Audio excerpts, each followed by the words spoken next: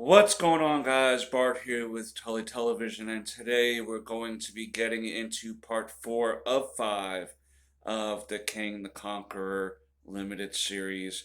I thought that being with the Quantum Mania movie coming up soon, and the King Dynasty movie, and Secret Wars, and all that stuff, we'll get into a limited series that kind of consolidates King's origin, so to speak. This is one of the covers for issue 4. It was my personal favorite out of the variants that they have. On a little side note, I'm getting tired of all these. Why has it got to be like 50 variants, or 10 variants, or 30 variants of the same issue? It's to prop up sales of that comic book, and it's kind of a shoddy thing. But I digress. I want to thank everyone for stopping by, liking, subscribing, commenting, all that beautiful YouTube stuff. Only you and I together here at Tully Television, you, the audience, and us here trying to put this channel together, can we grow this community together and only doing the things that the YouTube wants you to do, will you help us gain into the algorithm? You know what I mean? It's all about the algorithm these days, you know what I mean? The more you like, the more you see. Or other topics similar to what I cover, you'll see me pop up too. But the writers are Jackson Lanzik, Colin Kelly, and the artist is Carlos Magno, with color artists as Espen Grutent Jern.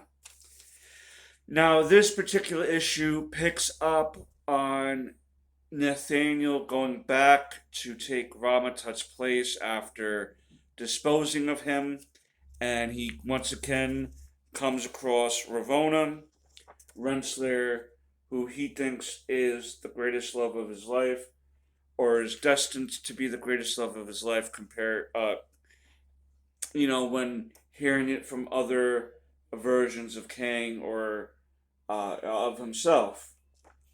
They do team up for a while as he attempts to conquer things around him, take Ramatut's place, and in all the wars and battles that were happening at that time, they were really doing their thing together, having moments together, and at one point, Nathaniel asks Revonna if she is up for conquering all of space and time with them, and she denies him.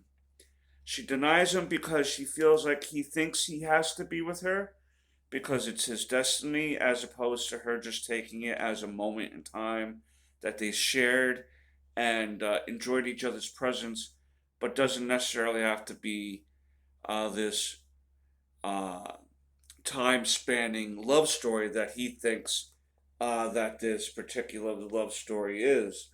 And what happens is, after he is rejected, he is slowly becoming more of the Kang that he was afraid of becoming at the beginning of this limited series. He has made choices and degraded himself to believing that there's only one outcome when it comes to Revonna, and he's not realizing that he's just fulfilling the cycle of what he was trying to prevent. So what he did was he then decided to become the conqueror that he was meant to be, and goes throughout time conquering different dynasties, different empires, and becoming basically the leader that he was destined to become.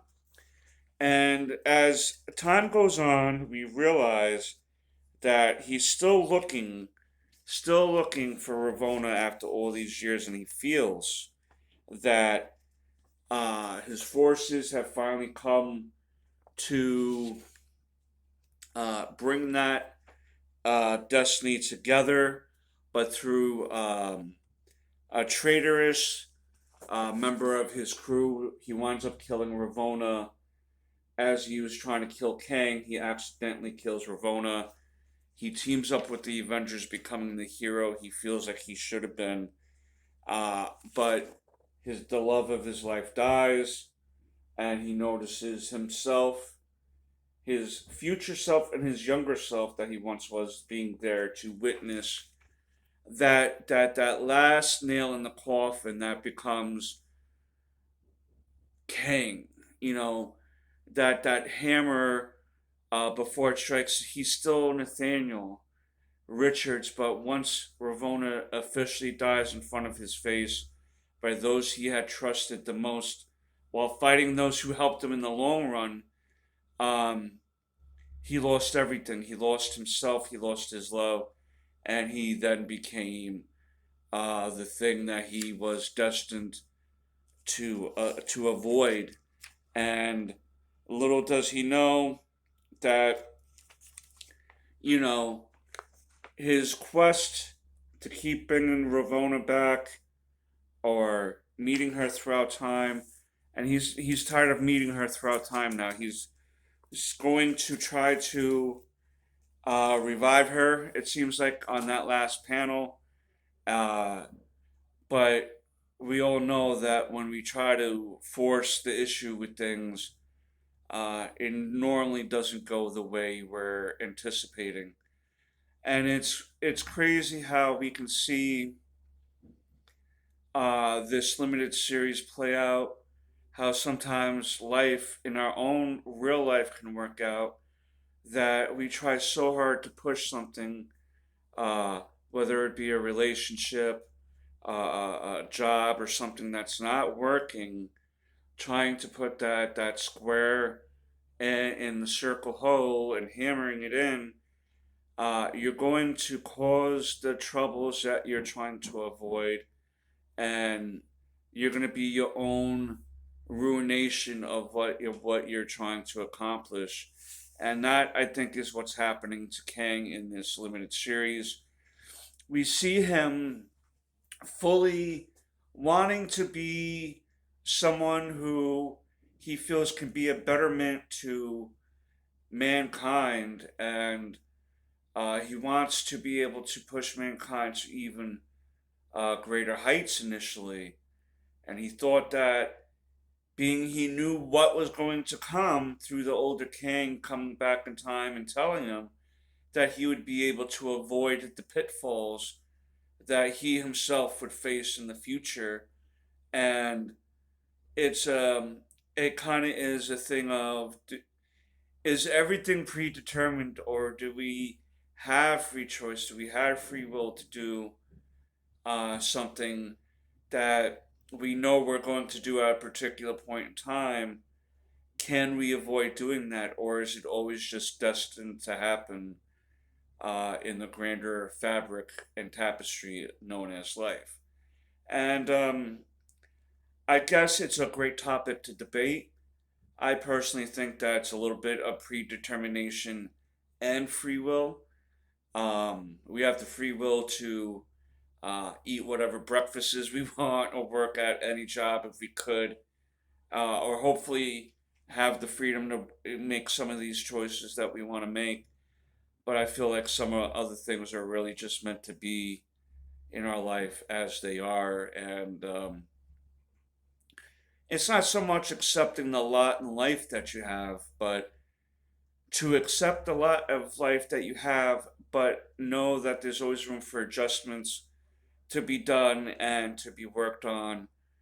And we're supposed to keep progressing towards something better than what we were yesterday. Tomorrow we're supposed to be better than what we are today, and we're supposed to uh, give that knowledge down to our children as best as we can. And I'm thinking that Nathaniel Richards here, for all his zest for wanting to do the right thing as the future Kang, the future Immortus, the future Ramatat, that he thought that he was really going to be a betterment for the world. And he soon is realizing that the road to hell is paved with great intentions. And I'm going to leave it there for now. I want to thank everyone for stopping by, liking, commenting, sharing. Let me know who your favorite version of Kang is. Let me know what your favorite moment of his is, your favorite story that he was in. And let me know what you're excited about in the future movies starring King the Conqueror. Let me know all that down below. And until next time, peace, Nickums!